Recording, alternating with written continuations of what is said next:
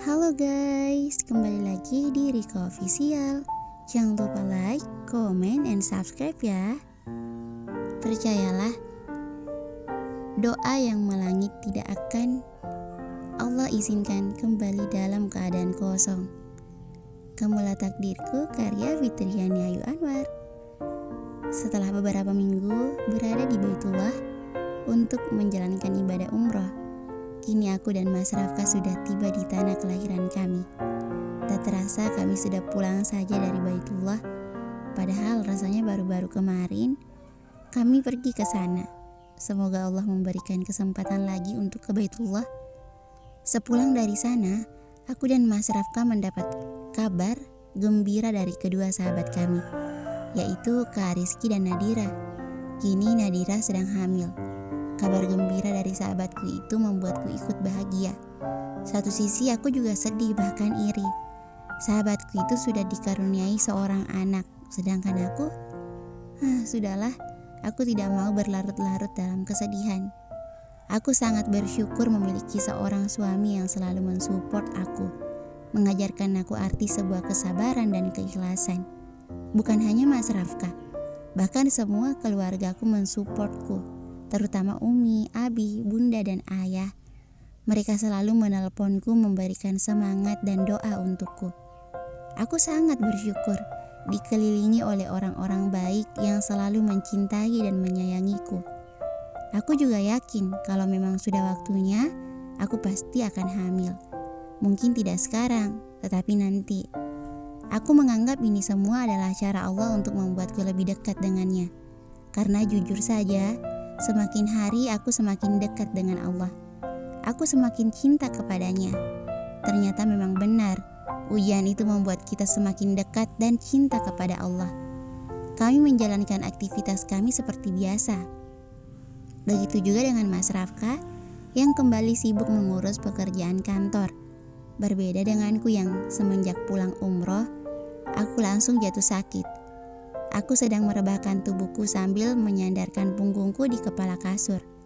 Aku baru saja selesai sarapan. Mas Rafka yang memberikan sekaligus menyuapiku. Semenjak aku sakit, Mas Rafka merawatku dengan baik. Tidak henti-hentinya aku bersyukur di setiap harinya. Aku menatap Mas Rafka sambil tersenyum tipis. Ia duduk di sampingku sambil mengelus-elus kepalaku. "Kamu gak apa-apa aku tinggal ke kantor?" Aku mencubit hidungnya gemas. "Udah 10 kali kamu nanya kayak gitu," ujarku sambil terkekeh pelan. Mas Rafka mengusap-usap lembut pipiku. "Aku khawatir sayang." "Iya tahu, tapi beneran kok aku gak apa-apa," ujarku sambil tersenyum tipis. Berusaha meyakinkan Mas Rafka bahwa aku baik-baik saja. Mas Rafka meraih tanganku, menggenggamnya sambil mengelus-elus punggung tanganku. "Beneran kamu gak apa-apa? Aku gak tenang kalau harus ninggalin kamu sendiri. Aku khawatir cantik." Aku menghela napas lalu tersenyum tipis. "Iya sayang, aku gak apa-apa. Mending sekarang kamu ke kantor. Nanti kamu telat." "Biarin aja telat, aku bosnya."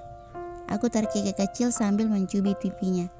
"Justru karena kamu bosnya sayang, kamu pemimpin di sana. Kamu harus menjadi contoh yang baik buat karyawan kamu. Kamu loh yang membuat kebijakan supaya semua karyawan dapat datang tepat waktu." Mas Rafka menghela napas panjang. "Terus aku harus gimana?" "Loh kok nanya harus gimana? Ya udah sana berangkat. Semangat kerjanya suamiku sayang." Mas Rafka tersenyum kecil. "Beneran gak apa-apa aku tinggal?" "Wajah kamu pucat banget sayang," ujarnya lembut sambil mengusap-usap pipiku. Aku menggeleng pelan. "Aku cuma kecapean. Kamu gak usah khawatir." Gimana aku gak khawatir sayang, kamu sakit, wajah kamu pucat banget. Diajak ke rumah sakit gak mau, dipanggilin dokter gak mau. Insya Allah nanti juga aku sembuh. Udah sana kerja. "Aku gak kerja aja ya. Aku di rumah aja jagain kamu." Enggak. Kerja sana. Aku bisa jaga diri," ujarku sambil mendorongnya. "Lagian nanti sore juga kamu pulang." Bisalah aku jaga diri. Masalah, nanti aku lembur sayang, gemasnya sambil mencubit pipiku.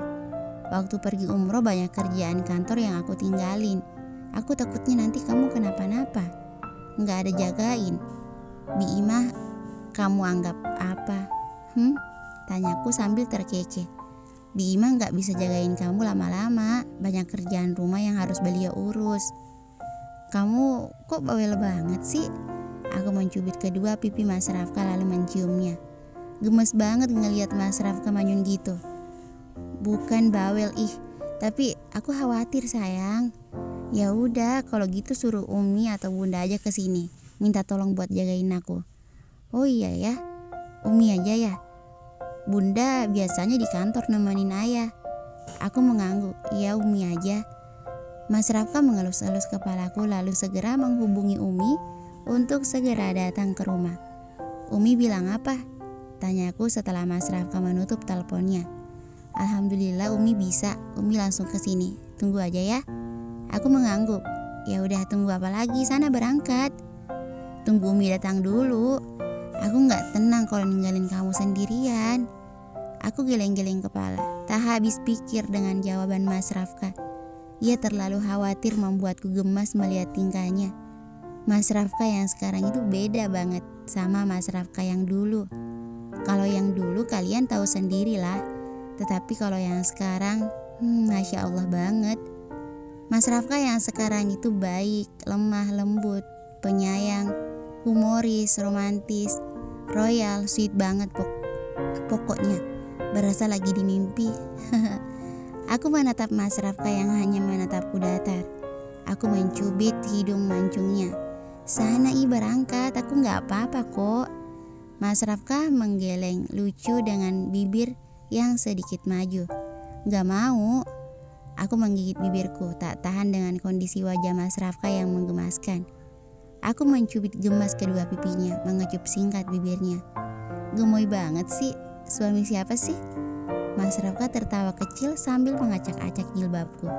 Suaminya Syakila, perempuan cantik, baik hati dan tidak sombong.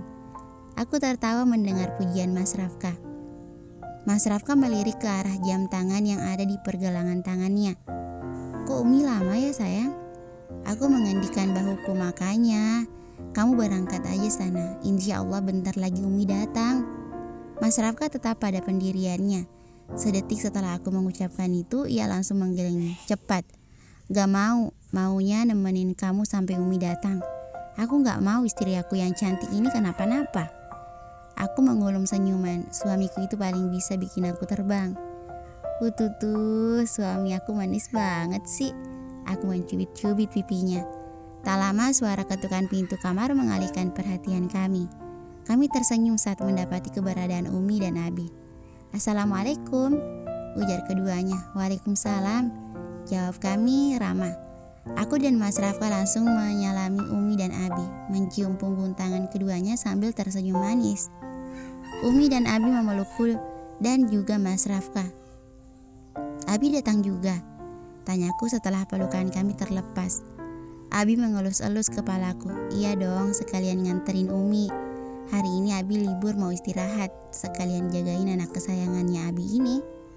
Aku terkekeh kecil. Abi bisa aja. Aku beralih menatap Umi yang duduk di sampingku. Umi, kangen. Aku kembali memeluk Umi, mencium kedua pipinya. Umi juga sayang, ujarnya sambil mencium keningku. Aku tersenyum manis lalu beralih menatap Mas Rafka yang berdiri di sampingku. Mas, berangkat sekarang. Mas Rafka tersenyum tipis sambil mengelus-elus kepalaku. Ya gak apa-apa kan aku tinggal? Iya gak apa-apa, lagian udah ada Umi sama Abi juga. Jadi aman lah. Mas Rafka tersenyum manis. Ia beralih menatap Umi dan Abi. Umi, Abi, Rafka titip Kila ya, tolong jagain. Soalnya Rafka harus ke kantor, banyak kerjaan. Keduanya mengangguk sambil tersenyum. Iya Rafka, kamu tenang saja. Biar Umi sama Abi yang jagain kesayangan kamu ini, jawab Umi sambil mengusap-usap pipiku. Aku tersenyum malu-malu. Abi tolong bujukin Kila ya, suruh dia minum obat. Kila nakal gak mau minum obat. Adu Mas Rafka pada Abi. Aku membulatkan mataku, lalu mencubit lengan Mas Rafka. Aku tidak bisa dan tidak suka minum obat. Aku dipaksa seperti apapun tetap tidak bisa. Aku susah kalau berhubungan dengan obat. Pahit. Abi mengacungkan jempolnya. Siap, kamu tenang saja Rafka. Urusan minum obat serahkan saja sama Abi. Mas Rafka tertawa kecil sambil mengacungkan jempolnya. Siap Abi, ya udah. Kalau gitu Rafka berangkat ya. Mas Rafka beralih menatapku, sedangkan aku menatapnya kesal dengan bibir dimanyunkan. Gak usah ngambek, nanti cantiknya hilang. Celetuknya lalu tertawa. Aku menatapnya kesal sambil memukul lengannya.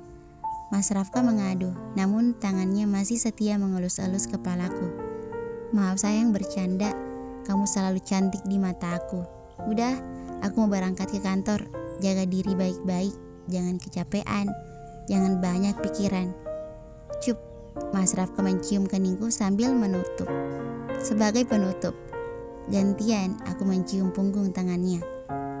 Aku malu sama Abi, Umi. Aku menatap Umi dan Abi yang hanya tersenyum lebar melihat aku dan Mas Rafka. Malu banget, gak bohong. Mas Rafka berpamitan pada Umi dan Abi.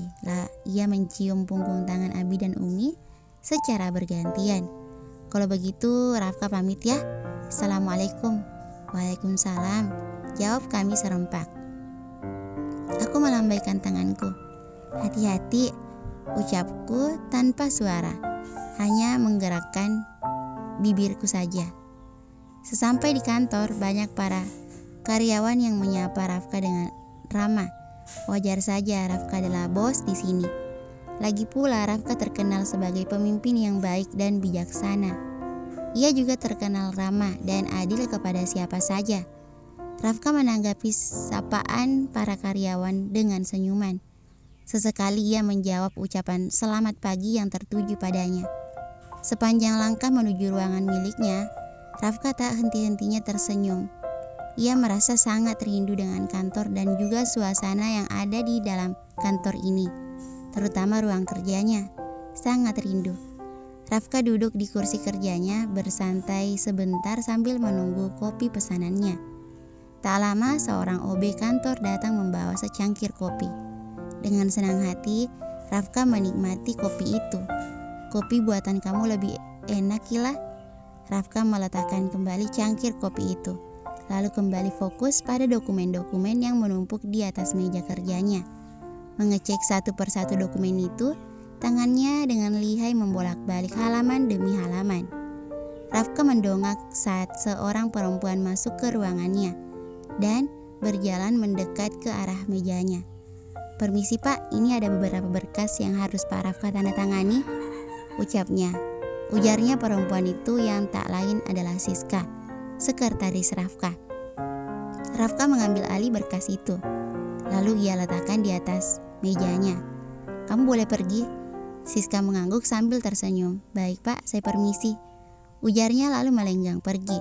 Suara dering telepon mengagetkan laki-laki itu menyadari bahwa suara dering telepon itu berasal dari handphonenya. Rafka langsung merogoh sakunya, lalu mengambil benda pipi berwarna hitam itu. Waalaikumsalam, iya ada apa Umi? Tanya Rafka. Ternyata mertuanya yang menelpon. Kamu bisa ke rumah sakit sekarang? Siapa yang sakit Umi? Syakilah, dia tiba-tiba jatuh pingsan. Bagai disambar petir, tangan Rafka mendadak bergetar. Jantungnya berdegup kencang. Matanya berkaca-kaca mendengar mertuanya menyebut nama sang istri. Syakila? Syakila kenapa Umi? Rafka menyeka air matanya yang entah sejak kapan menetes. Umi juga belum tahu. Syakila masih di dalam ruangan sedang diperiksa oleh dokter. Kami belum diperbolehkan untuk masuk. Mending sekarang kamu cepat ke sini. Iya Umi, kirim lokasi rumah sakitnya sekarang. Rafka segera ke sana. Iya nak, hati-hati di jalan. Assalamualaikum. Iya Umi, waalaikumsalam.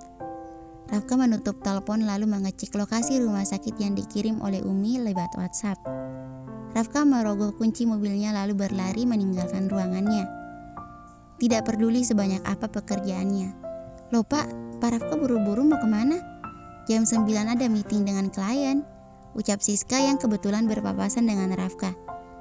Kamu urus saja semuanya, saya mau ke rumah sakit. Istri saya masuk rumah sakit. Astagfirullah, baik Pak, semoga Bu Syakila tidak kenapa-napa. Amin. Saya percayakan semua sama kamu. Saya permisi. Rafka langsung berlari meninggalkan Siska. Rafka berlari kecil keluar dari kantor menghiraukan para karyawannya yang bertanya-tanya. Rafka langsung melajukan mobilnya menuju rumah sakit tempat istrinya dirawat. Dengan langkah tergesa-gesa, Rafka menyusuri koridor rumah sakit untuk mencari keberadaan ruangan Syakila. Setelah bertanya, Rafka akhirnya menemukan ruangan tempat sang istri dirawat. Rafka berjalan terburu-buru menemui kedua orang tua dan juga kedua mertuanya.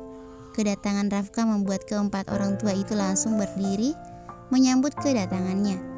Rafka mengucap salam dan dijawab oleh semua yang ada di sana. "Di mana Syakila?" "Duduk dulu nak," Tita Hafiz ayahnya. "Enggak ayah, Rafka mau bertemu dengan istri Rafka," ujarnya dengan nada bergetar. Ia menatap sang bunda. "Bunda, bagaimana keadaan Kila?" Bunda Sarah diam, tidak menjawab. Rafka beralih menatap Umi Laila. "Umi, bagaimana keadaan Kila?" Umi Laila tersenyum kecil. "Masuklah nak." Rafka semakin dibuat bingung. Ia beralih menatap Abi Davin. Abi Davin tersenyum sambil mengangguk. Rafka pasrah. Ia langsung berlari masuk ke dalam ruangan Syakila. Hatinya tidak tenang. Pikiran buruk terus memenuhi isi otaknya. "Aku datang baik-baik. Semoga engkau memberikan kabar baik-baik." Memberikan kabar baik. Bersambung. Thank you for watching.